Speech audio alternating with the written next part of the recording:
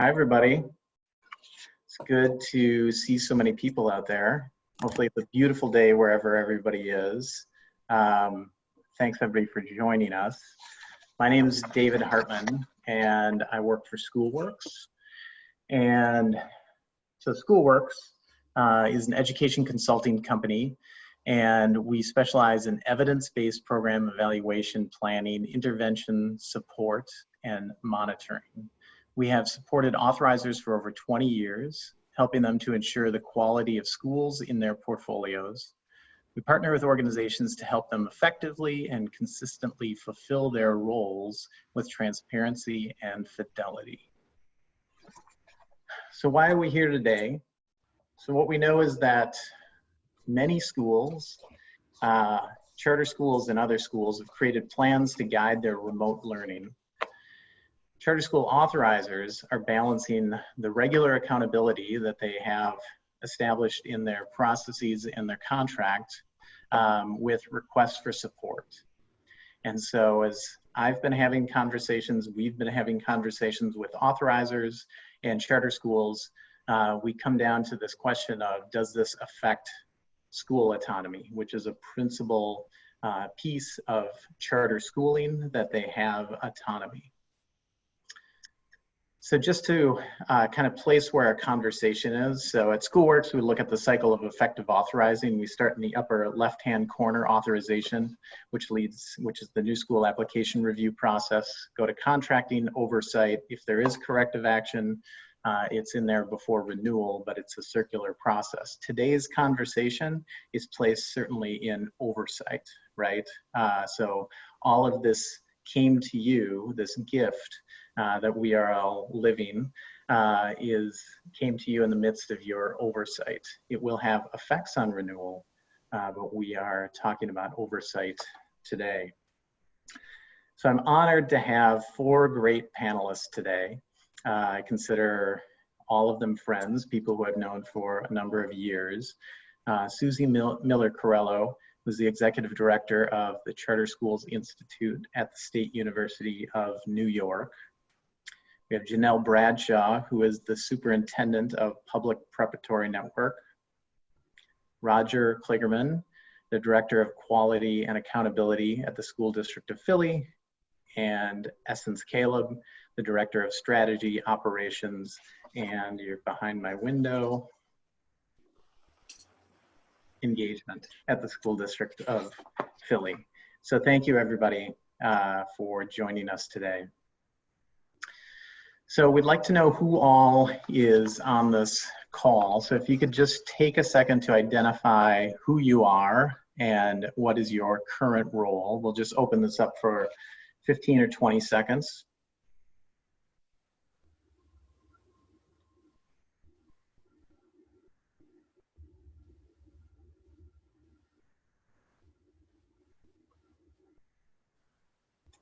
All right, super helpful. Jen Strock is helping out here. Jen, I think we can end this poll, so thank you for that. Not completely different from what we would have expected. We have a second poll just to kind of get us onto the topic for today. If Jen, you can pull that one up.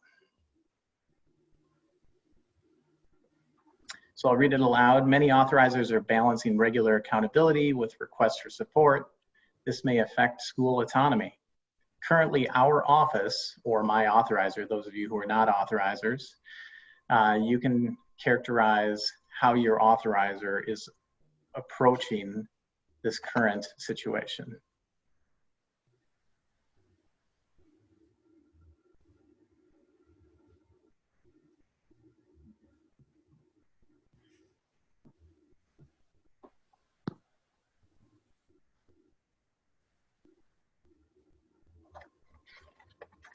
All right, Jen, let's call that one.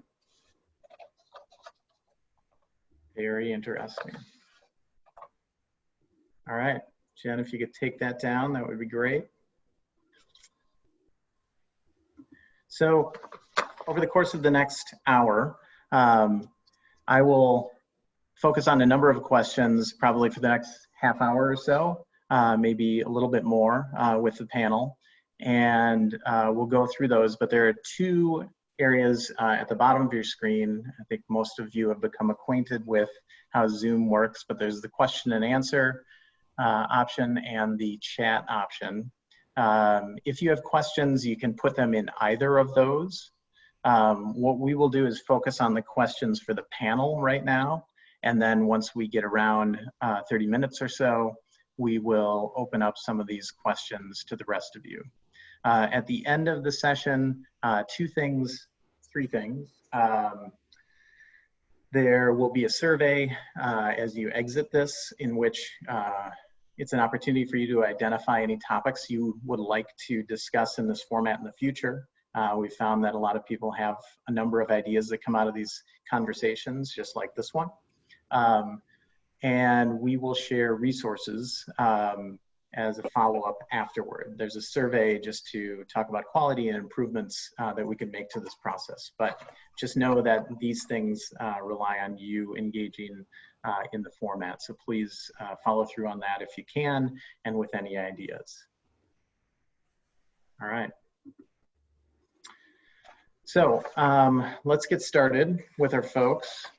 And I think we will start with Janelle.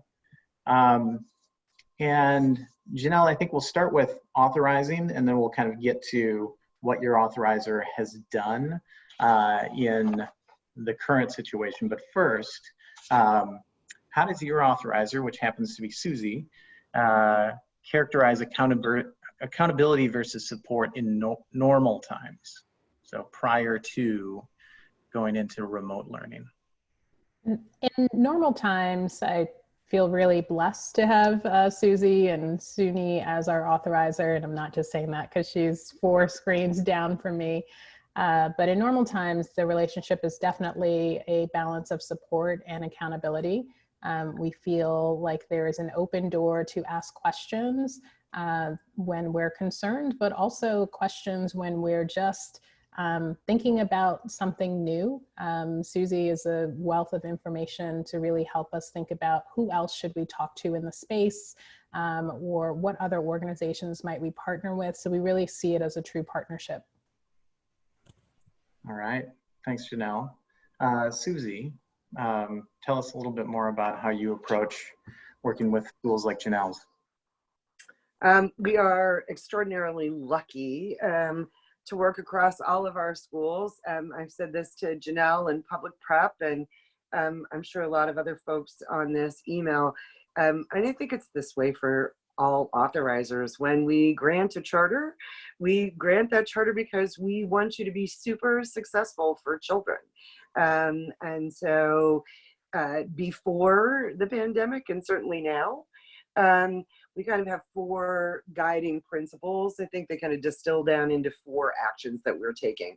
1 is support, 2 is monitor, 3 is share. And so it's great to be with Janelle and all of the public prep people that are probably on this webinar as well, to share out what folks are doing, or frequently share out, gee, here's a conundrum.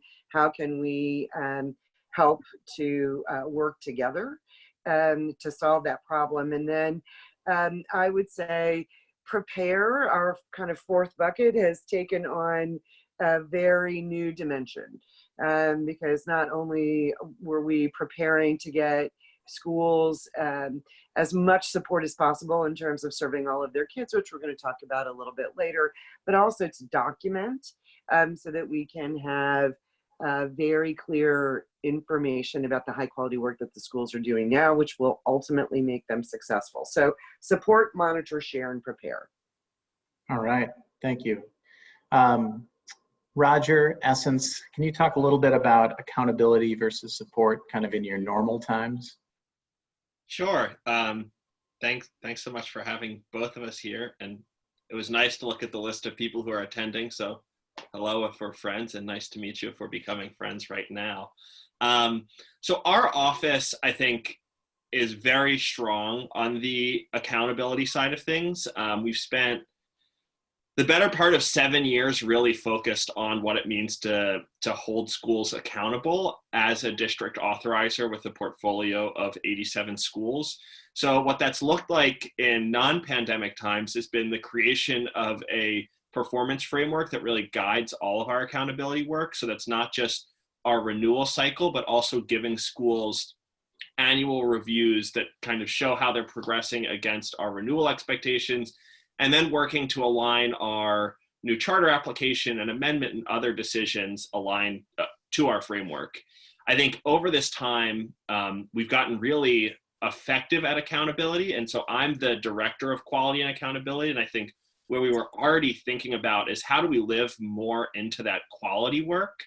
And that's quality not just from the side of the house that I lead around kind of oversight, but also quality by way of creating a whole new work stream that I will now allow Essence to talk about or kick it over to her. Thanks, Roger.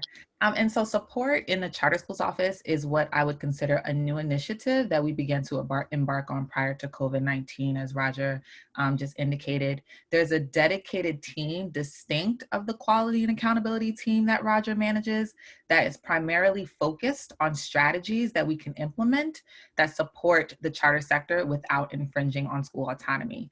And this is work that our office started to engage in based on compliance data, so the very data that Roger is alluding to around ACE metrics, as well as school leader data collected over 2 years' time. And so we as a team are consistently thinking about resources that we can provide the sector to use or to enlighten to better support the children of Philadelphia. All right, super helpful just to contextualize everything and how normal times things are approached. So moving over to abnormal times, wondering, I think we'll start with Janelle. Can you talk a little bit about, I mean, here we know that you're in New York City, you have 3 charters and 5 campuses, but can you talk about what your approach to remote learning has been? Absolutely. So when we made the decision on March 13th to close our schools for what we thought at that point would be maybe 2 to 4 weeks, and again, had some guidance with Susie before making that decision. We really wanted to focus our initial plan around ensuring that the care and concern, what we call Maslow's hierarchy of needs, were taken care of. And so we really appreciated at that point having more of a support stance from our authorizer versus accountability, because we really spent that time on the ground figuring out what we needed to know. So for example, we had provided 50 laptops to students that we thought would be in need of technology. And within the first 2 weeks of closure, we received 300 more requests from families to provide additional laptops. And so that meant that we had to figure out very quickly how to distribute technology in a way that it was safe. And just last week, we just drop shipped 100 individual devices to families because we had to stop actually providing laptops by the second week of closure. And we also started to think about whether or not we had the right technology at the right times. And so we're in the process actually right now of drop shipping, our new term here, new tablets, Acer tablets with styluses to all of our first and second graders, because what we found was that the technology for our youngest scholars was actually preventing them from doing the work. And we were hearing from families that they needed more support. And so in our first 2 weeks, when we thought about our plan, we really wanted to ensure the safety and wellness of our community that was connecting them with partners. We identified families who were in need of basic needs. And so we connected about 65 families, for example, for weekly grocery deliveries, some that we supported and others that we supported through community partnerships. We needed to figure out how to connect our families to cable companies so that they could access Wi-Fi, because many of our families may have had a tablet but didn't have Wi-Fi or had other bills. And so that's really sort of when you think about what we were doing in the first 2 weeks, it was sort of this combat to combat, I like to call it, tactical, just where is our community, and also thinking about our families and staff who themselves were either being diagnosed with COVID-19. About 40% of our families are actually essential workers, so they're currently working.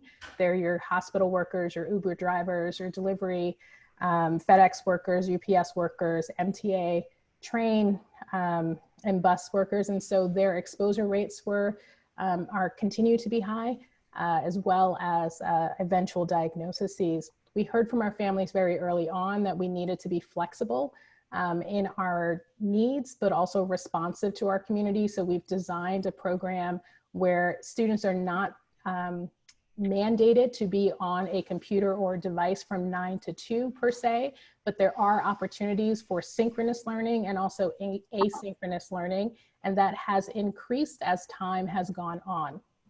We also created clear communication streams, whether it was just designing our own internal COVID-19 task force that meets at the senior level to create decisions, or with principals and DOOs and also families. So there are weekly communications that happen through videos, letters, Kimbo, all the things that I'm sure folks out there are also using. We also had to figure out which systems worked in a brick and mortar space and which were the new systems or current systems that we could transition to virtual. And in a virtual setting, we actually are having more of these types of Google Meets and Zoom meetings, face-to-face opportunities for our staff to come together and create those communities. It was really important for us to stay connected. And so, for example, as a whole network, we probably met 3 times a year. We now meet every 2 weeks for 30 minutes just to sort of bring all 300 employees together and share that work.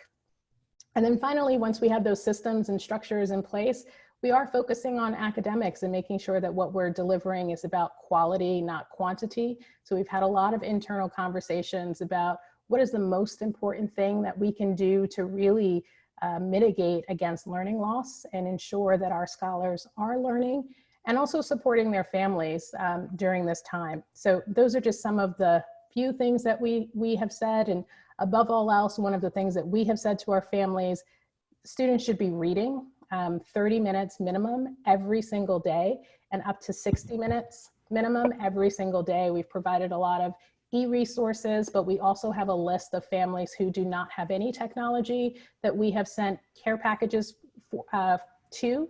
We partnered with WB Mason actually this past week, but previously just through Amazon to share resources. And our team right now is thinking about, so what kinds of books could we share with families who we know do not have access to books in their homes that we can support. So those again are sort of the things that we're thinking about. And then as a sector, we've had these weekly calls in addition to conversations with our authorizer. And I think that's where the 4 principles that Susie shared earlier are helpful, because when you're in the day-to-day and you're thinking about, so how do I support this one family? I remember the day that we found out that one of our own staff members had had a confirmed case. One of the first people I reached out to was Susie, just to say, like, this thing is happening. And I think that to be able to have someone who can just hold you as a leader and say, you know, this is really hard, but the work that you're doing is really important, was really helpful just to me personally, but I know to everyone who is out there, and being able to do that with my own leadership team has been really important and vital, because you're trying to do 2 things at the same time. You know, to be pretty frank, I have a virtual background on because my daughter is doing her work behind me, and I need to make sure that she's also getting her learning in. She's a 3rd grader at one of our schools. And so, you know, that dance that we're all playing right now as we're trying to support every student in our care, but also make sure that we're putting on our own oxygen mask, are part of who our guiding principles are. So we have a deep commitment to making sure every week we're getting better. And I can honestly say that this week we have been doubling down on not just our synchronous learning opportunities, but work submission. We want to see all of our scholars submitting work and teachers giving quality feedback. So we are working through systems right now to figure out what that looks like, and also try to understand, what does a high quality virtual classroom look like. We've actually utilized many of the resources from SchoolWorks. Thank you, former employer that I have, who has some great resources on distance learning, just so we can identify for teachers. We don't want them to feel surprised when we are visiting classrooms. Yes, we do virtual observations of classrooms and small group time with teachers, because we also have a commitment to making sure that they have coaching and support. So on the academic side, those are the things that have been really helpful. And then on the operational side, we have had meetings with our authorizer around just how to think about our funding and finances, particularly in an uneasy budget season of 2020-21. And again, it's more than just, can you pick up the phone? There are clear tools that we can use, people that we can speak to. People have just made themselves available for us so that we can get through this together. Thanks, Janelle. So as you're moving to launching the synchronous learning today, what percentage of the expectation of learning, or maybe it's a matter of how much time do you expect students to be in synchronous learning starting today? Yes, so these are really important goals for us. Wherever you see launch, that's where we move from what we would call piloting to 100%. So this week, 100% of our scholars should be engaged in synchronous learning opportunities pre-K through 8. Prior to that, we know that some teachers were launching synchronous learning opportunities for small group and morning meeting, but not all teachers. So again, starting today, the expectation is that all students have at least 2 opportunities to come together at a scheduled time pre-K, so our youngest scholars at 4 years old, all the way through 8th grade. And that launches today. Good luck. That's exciting. It's ambitious too. So thank you for framing all of that out. I think we'll transition back to Susie to talk now about their expectations as an authorizer for the schools that are in the portfolio. So we already saw this one. I think Susie will go up to this one. So there are 3 authorizers in New York, 2 statewide, 1 in New York City. But the authorizers have worked pretty hard to roll out things that are common, because many of the solutions, I think, were also common across the schools in what is an extraordinary time. So initially, when we asked for continuity of education plan, folks pivoted so quickly that we needed to make sure that we had the broad contours of their plans, but also wanted schools to understand that as they had the opportunity to implement and learn and iterate, that was fine with us. And we would be happy to be in the lag position, but just keep us posted. I think one of our roles in this time and pushing forward is going to be to capture and push out, not only for individual schools, but also for the sector as a whole, what our schools were doing. And it's funny, I wish that Janelle and I could have found the time to synchronize our presentations here, but we did not speak in the last week since we've started all of this. But first and foremost, just as Maslow showed us, right? Child nutrition, family nutrition, housing security, real huge issues. Second piece was, if you'll go back for me, David, second piece was access and capacity. You know, what is the access point that a parent has? We had a number of schools where just, you know, twice a day there was a phone call for the little K kiddos and our primary kiddos, a phone call from a teacher with, again, materials that had been shipped out early on in the pivot. We are understanding how schools are taking attendance, and that's been somewhat iterative along the way as well. And again, we've seen the development, some out of the box for really started with older grade students with synchronistic learning and have expanded that. There are still needs for asynchronistic strategies. It's impractical for a young bottom, let alone an old bottom like mine, to sit in a chair for 6.5 hours a day and look at a blue screen. So we understand that those are happening. The other great thing, and I look forward to hearing from our Philadelphia colleagues, the great thing in New York City DOE was that the DOE continued to support the provision of services to students with IEPs, a couple of technological glitches here and there, but that's moved forward.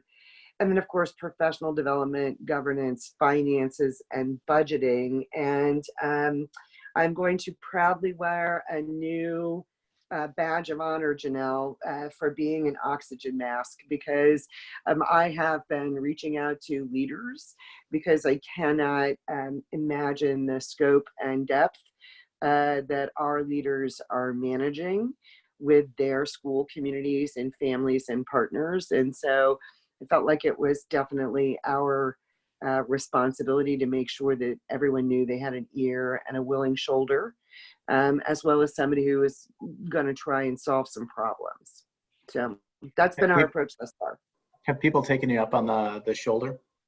Yeah, they have, actually. Janelle reached out to me, which was a nice affirmation, I think, of the kind of association SUNY likes to have with its schools and its leaders and its board chairs. I've heard from a couple of board chairs as well.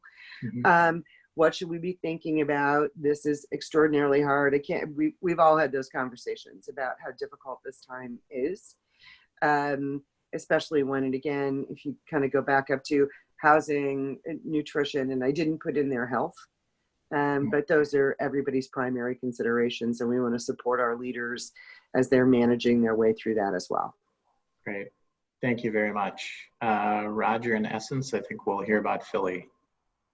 Yeah, so thank you both for sharing. I wrote down a bunch of words that I'm going to try and give you credit to, but I appreciate how you all said that. So I actually, before we go into what we're doing right now, think it's helpful just for context. So with our 87 schools, so we were sent home on Friday, March 13th. And I think at this point, our school year has been canceled. But in the week before we went home to work, we had engagement from schools that ranged on the highest level of like a school leader emailing us basically every hour asking when we were going to give out guidance, to a school leader saying, hey, I've got this really great soap. They promised me it kills coronavirus. We're just going to throw it down and we're going to be back in school on Monday.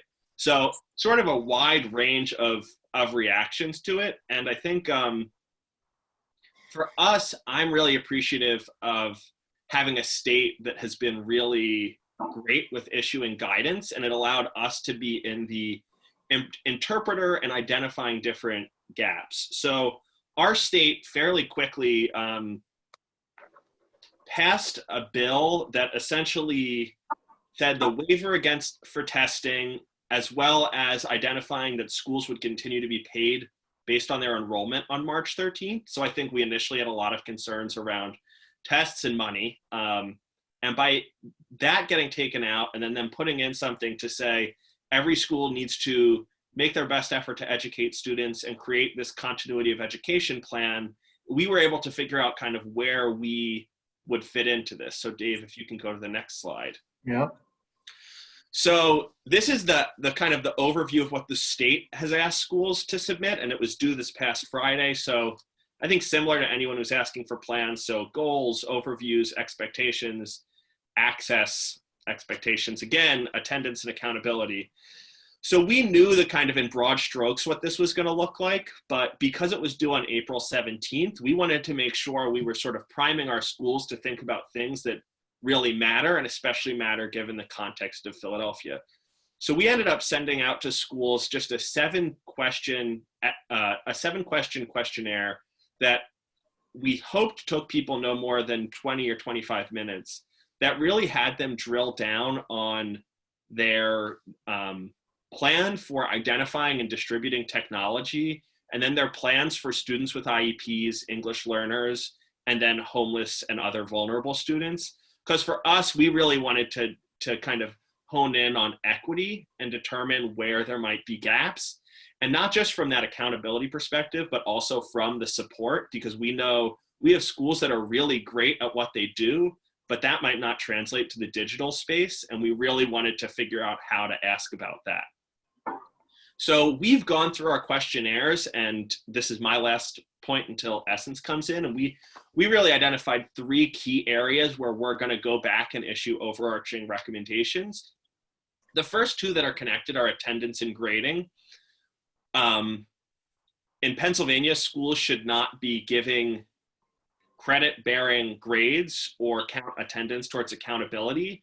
But we actually, instead of seeing schools that said every student needs to sign in for this amount of time each day, what we identified as an issue was schools were completely silent on it. And so we're recommending to schools that they articulate a grading and attendance policy so that families know what the expectations are, but also to make sure that they figure out sort of how do you use attendance and grading as a mechanism for monitoring the quality of your program, or students who might not be signing in who actually need a different set of services because the needs at home have changed.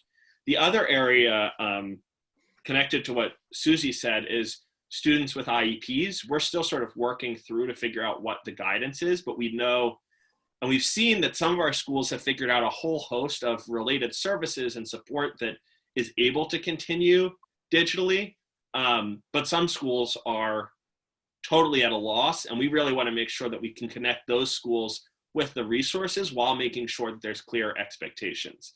And now I will kick it over to Essence. And so I think for my team, we distinctly looked at plans for trends and opportunities for support.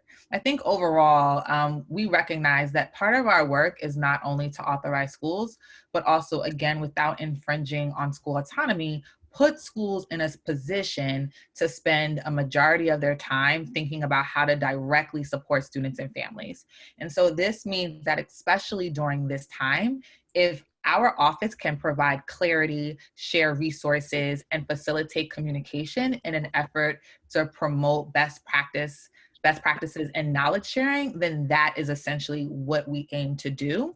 And we recognize that this type of work becomes even more important for our individual schools who may not have a central office or a level of support and may really rely on us to provide deeper levels of guidance, since distance learning is a new experience that they are all essentially undertaking. And so particularly with the questionnaire, Roger alluded to a section where we ask schools directly, what types of supports do you need? And we continue to aim to meet or support schools in meeting those school identified areas of gaps. And so we look at it systematically. So things like technology, we played a role in facilitating initial conversations with Philadelphia school partnerships to ensure that schools had access to these technological resources, as well as things like food site distribution. And so we, again, are thinking about, again, what is impacting all of our schools and how can we ensure that we are doing the necessary outreach and communicating back to everyone so that everyone's on the same page as it relates to executing their plans. That's really helpful. So I think I kind of want to go into this and stay with Philly on the first kind of follow-up on this. So it's interesting how the two of you are differentiating your responsibilities and your responses to the schools. Roger, you talked about making recommendations or follow-ups in terms of some of the characteristics of the plans that they had. How do you two work together to communicate and make it clear which expectations are expected for follow-up and which ones are resources that are not required? I think that a third and essential partner in all of this is a great lawyer, in telling us what's the specific words and where to go. But I think at a high level, the areas that I am overseeing are the ones that are really connected to ultimate authorizing decisions or things that schools might bring up in the event that we're having a more challenging conversation in the future of saying, oh, but we did this during the pandemic. So I'm really focused on making sure that schools have a baseline of information of the areas that we know are really, really critical, and not just critical for them, but more importantly, critical for the most vulnerable students. And really with our guidance, I mean, it says recommendation and schools can interpret it as they want. But I think a real challenge that we're seeing right now with the closure is, and I'd love to hear from Janelle on how she's balancing this, but just not only are school leaders managing schools, but they also have to read through all of the stuff that the state and various entities put out. So I think part of what I am trying to do and what we're trying to do is sort of link people to it and say, look, this is, as your authorizer, what we've read and feels like the most applicable. Certainly keep reading things, but like, if we can save you some time and some 11 p.m. link clicking and going through stuff, like I'd much rather our school leaders sleep or call families or do anything that isn't just reading PA Department of Education guidance. Right. And So yeah, go ahead. Thank you. I mean, I think Roger hit it on the head when he talked about like word choice, because it is so important for us to use words like facilitation, optional. My team is not mandating anything as it relates to anything we provide to the charter sector. We are providing access to information. We are providing knowledge sharing, and we are facilitating conversations between organizations or between schools or between networks. And so I think that that's a key difference in how we approach the work and work together with our great lawyer, because we are essentially talking about what is the mandate, what is compliance, and how, if it is, how is Roger supporting that work? And then what are all of the other things that are aligned with this that we might say, hey, a school should look at this. This may be helpful. Or, hey, a school might want to consider this. This may be helpful. And so we are really trying to be intentional on this knowledge sharing during this time, because we recognize that just having access to information is helpful for all of our schools, particularly because information is coming from a variety of places, and we want to make sure that schools are aligning their programs and their ideas in a way that makes sense. Susie, when we spoke last week, you talked about how the plans that were coming into you came in earlier, like 2 or 3 weeks ago, right? Mm-hmm. And that you've been pouring through those. So what have you done, and then what's your plan with them as time progresses? Our overarching interest was to understand where there might be glitches and how we could leverage supports. Although I will say, I think all of our schools have proven their operational capacity 3 to 23-fold, at least in this time period. So as we've gotten the plans in, we knew again at the beginning that they were much higher level. People were pivoting, and the last thing we wanted them to do, kind of honoring the Philadelphia, we don't want you to read too much. We're really trying to not make you write too much, but to make sure that we are aggregating information that can be used to advocate, quite frankly, for the schools that we authorize in the future. So, I'll use as an example, another school in the Bronx, individual school, Grand Concourse, initially gave us a really high level plan, but as they have continued to build their muscles in this, providing services to students with IEPs. And as I said earlier, I may have been a little imprecise, but the New York City Department of Education is also continuing to provide any compensatory education pieces, and students with 504 plans, et cetera, are getting services, which is great. But Grand Concourse, started small with what they could accomplish early on while they were kind of getting everyone with all the right equipment, but now have about, they're counting about 240 minutes on average of student-teacher interaction on a daily basis. More at the upper grades, less at the lower grades. But again, and it's been fascinating to watch that grow. We just completed phone calls to every one of our school leaders, or in the case of kind of multi-school ed corp like Janelle, somebody from that multi-school ed corp that can tell us what's going on across all of the schools. And our data team is that we did phone interviews with about 12 questions, I think. And our data team is currently analyzing that data to see where schools are now. And we plan to do that again in a couple of weeks to gather additional information with regard to how they've grown in their thinking and delivery of plans, because that prepare part, we in New York are continuing to be remote now until May 15th, and the governor at that point will make a decision as to how they are going to reopen the economy again, and has talked pretty clearly about education as a part of that plan. Because all of Janelle's parents, as she says, if they're really all going to go back to work on a full schedule at some point, school is an important part of not only supporting school students' learning, but also family success. So we will be circling back around with schools to begin. We're going to begin to talk about how are we preparing for reentry into school, whether that happens before the end of June or later in the fall. Before we go to Janelle, and Janelle, I want to hear your expectation for like ongoing, like follow up on your plan. Authorizers, maybe starting with Philly and then Susie. Have you faced schools in your portfolio that have like no experience? So what we've heard from Janelle, I would say my characterization is pretty great, right? Pretty ambitious, on point, and kind of laid out on things. My assumption and what I've been hearing generally is that the continuum is wide. Roger, you were talking about some of the ideas were wide ranging, but some that just haven't been able to step up to digital or distance learning. And so how have you approached those schools? And let's keep it to like 30 seconds on your responses if you can, so we can get to more questions.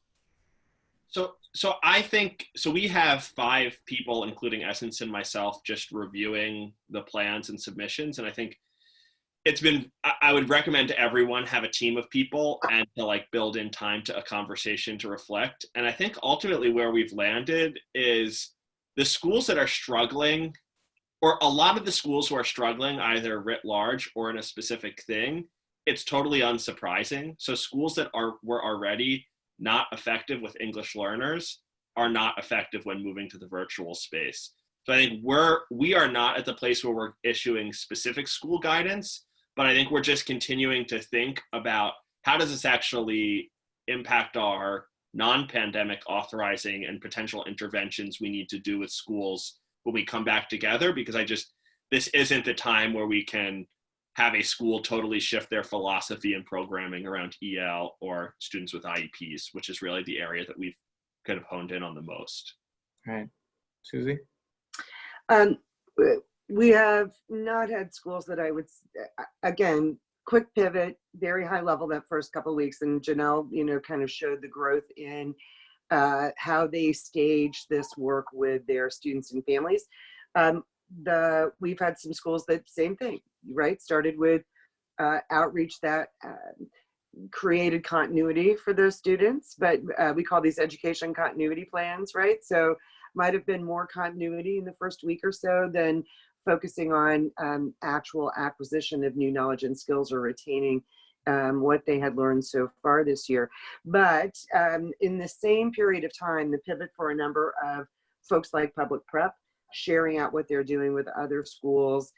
We have 2 or 3 other networks that hosted an all-in webinar and then have also put some of their best instructors online, giving their best instructions along with the follow-ups in terms of students' assignments. And so to the extent that we had schools across the state that were not as ready to pivot, they had partners that had laid out a path for them that they could use until they modified what they wanted to do for their particular set of students.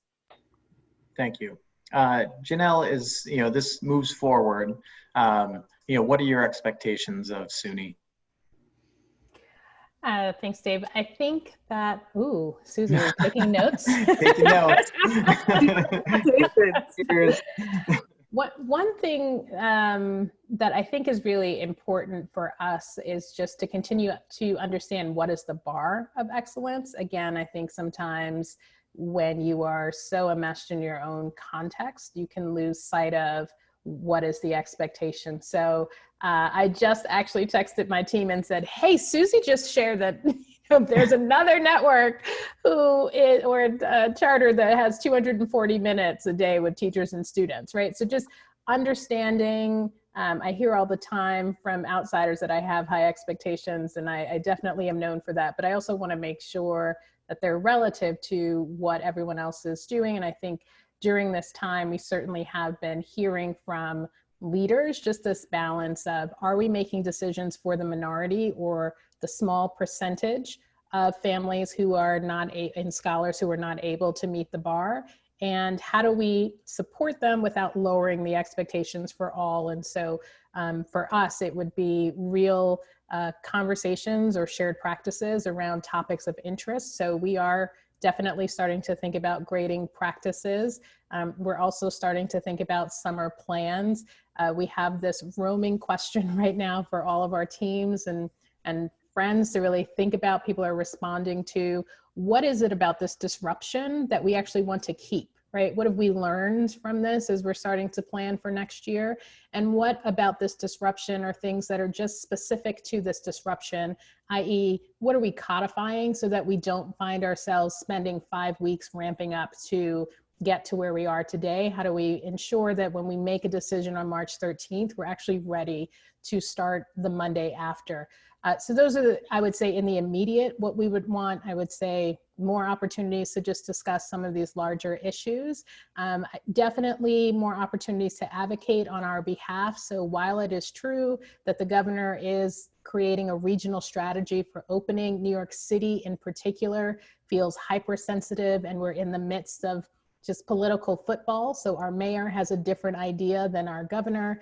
And so it is definitely creating a source of anxiety. We also have a number of staff members who, while they actually live in New York City, for our particular context, I know that isn't true of everyone, they are now with their parents as millennials. And so we actually could not just reopen our schools if the governor said so, because we'd have to go find them from wherever they have gone to, where states have had different policies on closing. And so that may also create unsafe environments for our context. And so I just think using that relationship to advocate for what is actually happening in the space. We absolutely want to support kids and families, but the longer this goes on, the more unrealistic it actually is that we can reopen this school year.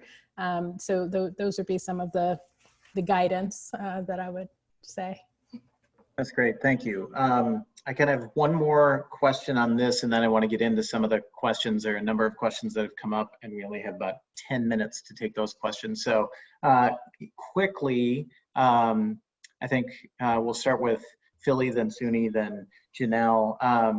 How do you anticipate your relationship, authorizer and school, evolving going forward? So like, it was before, this is current, and then into the future. Do you expect it to be different as a result of this process? Philly? So I believe I'm sorry, Roger, were you going to? You got it. Okay. So I believe our relationship is going to be different. I think that one of the things is most important to underscore is that we are all working together in unprecedented times. And I think that just in a time of crisis, there's often a natural response to collaborate for a common greater good. And so I believe that amongst other specific initiatives that our office is doing to build relationships with the sector and be more transparent with schools, that this time has demonstrated that we can provide a level of support without infringing on your school autonomy. I think the Charter Schools Office is essentially a central hub in which we have access to countless amounts of information, and we amass so much data on schools. And so we plan to be really strategic and purposeful in sharing relevant information to see the fruition of our mission as it relates to ensuring that children of Philadelphia are in high quality or receiving high quality educational opportunities. I think at minimum, we've demonstrated that we can be responsive to school needs, that we aim to be collaborative, and that we have the internal capacity within the office with strengths in so many different areas, and that we share a common goal with schools, that essentially we're all here for student success. And so I do think this time has allowed for us to further deepen our relationship with the sector, and it's putting us in a position to continue to use this leverage to continue to build those relationships as we move towards this balance of support and authorizing. Great. Susie, where do you think this is going to take us? Well, I think that it's deepened and somewhat broadened, at least for my team, just as our schools were pivoting. My team has pivoted in a number of ways. We went remote same time schools did. And so, for example, doing the phone interviews with all of the school leaders, we had everyone on our team, our admin people, a number of folks who, you know, kind of pay our bills and don't traditionally show up at a school when we're doing an evaluation, raised their hands high. Our director of communications, Mike Lazinski, raised his hand high to say, you know, I want to help do this and speak with the schools. And so it's been transformational, I think, for a number of the folks on our staff to really understand what's going on the ground for our schools, which has been a great gift and very unexpected as an authorizer. Where is this going to take us? I hope this solidifies the other part of, you know, what I said earlier is SUNY grants charters because we think the folks that have applied to us that make it through our relatively rigorous process actually have a great shot of providing more great seats for kids. And so we want to do everything we can to get barriers out of the way so that they can do that. And in some limited cases over the years, since we have been authorizing here at the State University of New York, very superhumans have tried really hard to run a great school. And the accountability bargain at the end of the day has meant that those schools, a few of them, have had to close. But in the main, what we found is this ability to support, trust each other, talk to each other when there's a challenge. We always say bad news doesn't get better with age. So our schools hopefully call us early and often when there's a challenge, and then we can try to navigate it together. All right. Janelle, anything quickly? I want to reserve a little time for questions. No, you're good on that. Very specifically, Lisa in Mississippi was wondering, in essence, I think a specific question about support, what additional support your office. Actually, could you just tell about the laptops? So Philadelphia School Partnership is an organization that essentially supported our charter sector in ascertaining technology.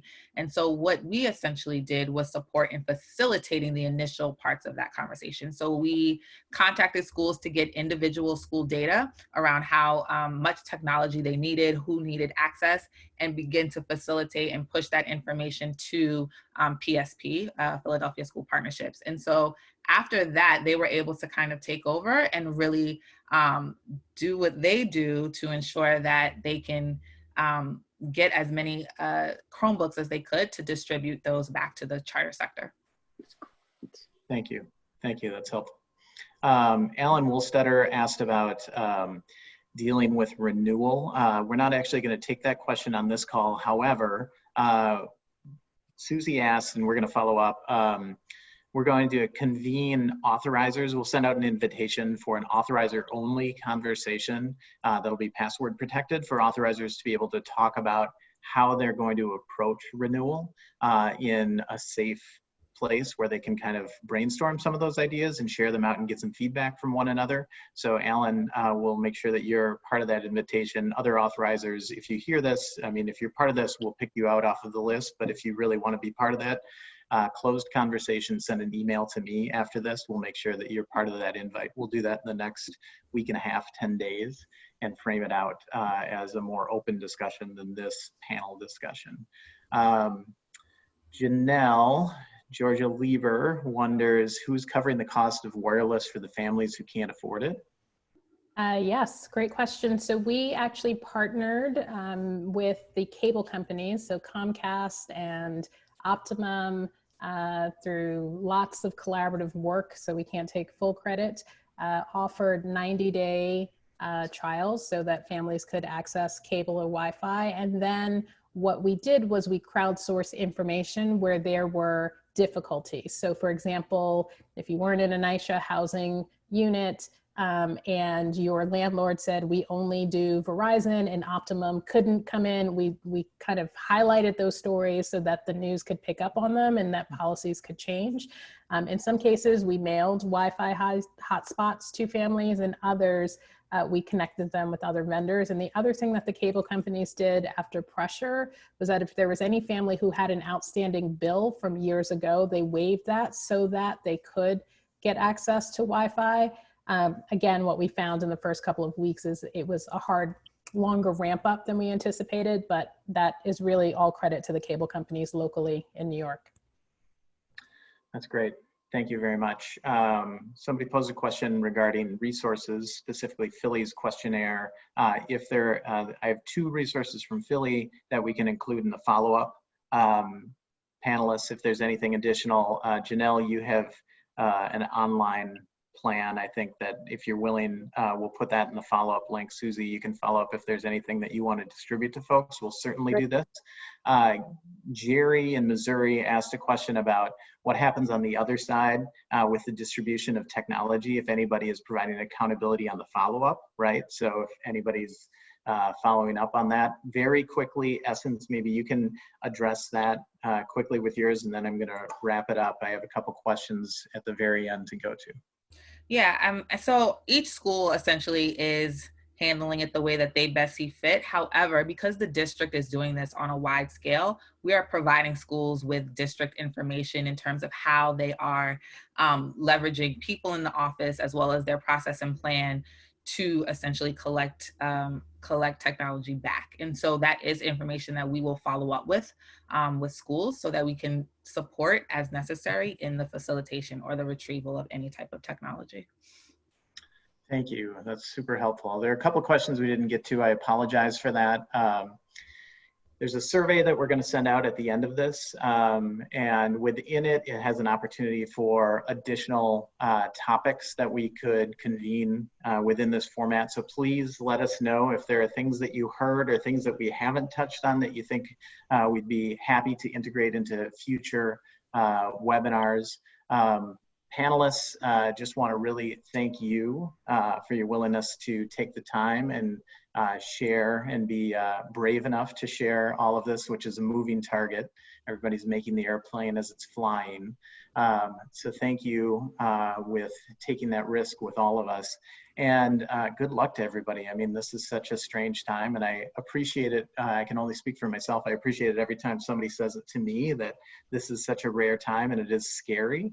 You know, we all have different reasons for that with the people in our world, but I appreciate that all of you are doing the hard work to ensure that high quality public education happens, and it's just good to be associated with all of you. So thanks for taking the time for it.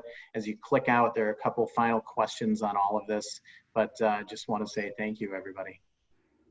Thank you. Thanks. All right. Thank you. Bye, everybody.